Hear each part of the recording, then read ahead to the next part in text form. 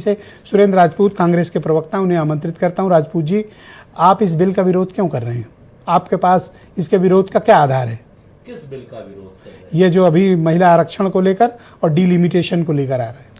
दो चीजें बड़ी स्पष्ट हैं ब्रजेश जी। पहली चीज तो महिला आरक्षण जो नारी शक्ति वंदन अधिनियम है उसका कोई विरोध नहीं कर रहा, सब लोग उसके समर्थन में हैं। ये भारतीय जनता पार्टी जो भारत जलाओ पार्टी है, इनके जो फेंकू प्रधानमंत्री हैं, इनके जो तड़ी पार गृह मंत्री हैं, जैसा अभी अनिला जी ने राहुल गांधी जी के लिए कहा, तो जो ये लोग हैं आज की डेट में नारी विरोधी हैं। नारी विरोध में ये इस कदर अंधे हो गए हैं कि 2023 में जब हम लोगों ने सब लोगों ने मिलकर के पास कराया था, अनिला जी की भी पार्टी उसमें थी, इन्होंने एक धारा लगा दी 334A। कांग्रेस ने उसी समय कहा था इसको हाथ के हाथ आप करिए और 2024 में इसको लागू कर दीजिए, 543 सीटों में 33% आरक्षण कर दीजिए और राज्यों में उसी हिसाब से आरक्षण हो जाए, बात खत्म। इन लोगों ने कहा ना ना ना ना ना, 334A है का अनुच्छेद A हम लगाएंगे जब तक जनसंख्या नहीं होगी, जनगणना नहीं। जब तक जनगणना नहीं होगी, जब तक डिलिमिटेशन नहीं होगा, तब तक हम नारियों को हक नहीं दे सकते। यानी नारी विरोधी लोग उस दिन से 2024 में अगर हो जाता तो आज 33% आज वो हटाना चाहते हैं। सुनिए ना सर, अनिला जैसी जो है महिलाएं आज की डेट में संसद में होती, अगर 2024 में होती, अगर ये हो जाता तो। उसके बाद चुनाव जितने हुए हैं आप बताइए, 10 से ज्यादा राज्यों में जो 33% महिलाएं वहां होती। तो ये भारतीय जनता पार्टी जो भारत जलाओ पार्टी है, ये नारियों की विरोधी पार्टी अगर है। अभी देना चाहते हैं तो आपको किस बिंदु पर ऐतराज है? सुन लीजिए ना, अब ऐतराज आ जाइए ना उसके बाद। अब पहले तो इन्होंने लगाया 334A, अब कहते हैं हम हटाएंगे 334A और हटा करके हम जो है अब लाएंगे। और अब क्या कर रहे हैं, जब डिलिमिटेशन से पहले जनसंख्या की गणना में जब ये बात आ गई कि जाति जनगणना हो जाएगी, ओबीसी काउंटिंग, हाँ ओबीसी काउंटिंग हो जाएगी, पता चल जाएगा, तो ओबीसी का आरक्षण क्यों नहीं, ओबीसी महिलाओं का आरक्षण क्यों नहीं? आप चाहते हैं कि 2026 की जनगणना हो जाए, हमारा ये उसका डेटा आ जाए तब करें। जितनी नल नील कोल भील पिछड़े दलित आदिवासी जो लोग हैं वो गिन लिए जाएं, पिछड़े गिन लिए जाएं, उनकी महिलाओं को भी जो है 33% रिजर्वेशन मिले। अनिला जी जितना मैं जानता हूं हमारी बहनें जाट है, ओबीसी है, तो इनको भी आरक्षण मिले ना। आज उनको लेके कितने कॉन्फिडेंट हैं? मैं तो हैरान हूं जी, उनको लेके आप काफी कॉन्फिडेंट नहीं, कॉन्फिडेंट नहीं, मतलब जो मुझे गलत जानकारी होगी तो मैं क्षमा मांगूंगा।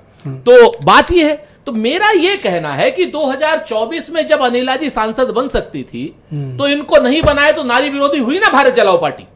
आप चाहते क्या ये बताओ सर? हम बहुत स्पष्ट चाहते हैं कि जितनी जल्दी हो सके जनसंख्या सेंसस हो और सेंसस होते ही पिछड़ों को, पिछड़ी महिलाओं को उनकी आबादी के हिस्से के अनुपात से उनका हिस्सा विधानसभाओं में और लोकसभा में मिले, जैसे श्री राजीव गांधी ने एक झटके में। इस अमेंडमेंट का कांग्रेस पार्टी विरोध करेगी। किस अमेंडमेंट?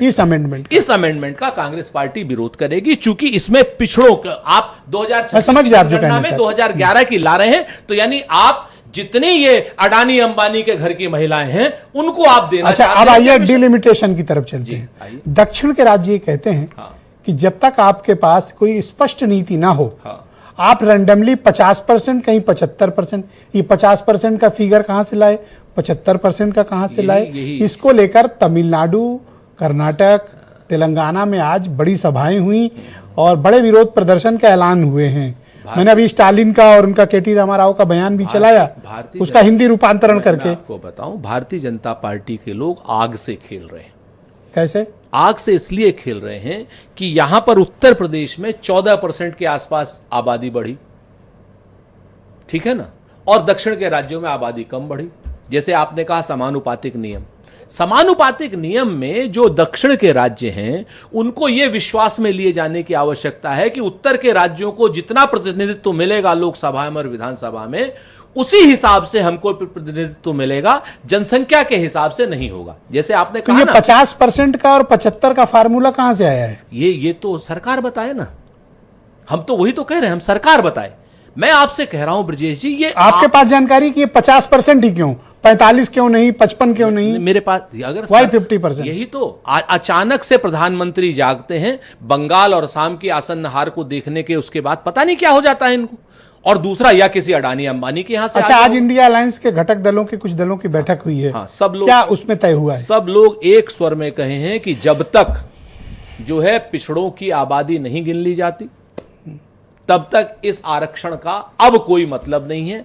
2023 में इन लोगों ने मानी क्यों नहीं बात? 2024 के लोकसभा में अनिला सिंह जी जैसी महिलाओं को संसद में क्यों रिजर्वेशन नहीं दिया? सेंसस, हाँ, then women reservation, then delimitation. पहले सेंसस कीजिए, सेंसस के साथ साथ आप पिछड़ों की आबादी का हक उनको दीजिए और उसके बाद आप डिलिमिटेशन सबके साथ मिलकर। शुक्रिया। दक्षिण के राज्यों को, चाहे वो भाजपा हो, मेरे साथ मौजूद हैं। सुनिए सर, एक लाइन खाली कह रहा हूं। सर, दक्षिण के राज्यों में सर्वदलीय सब लोग जो चिंता है उनकी चिंता को मुक्त करना। बहुत शुक्रिया आपका। मैं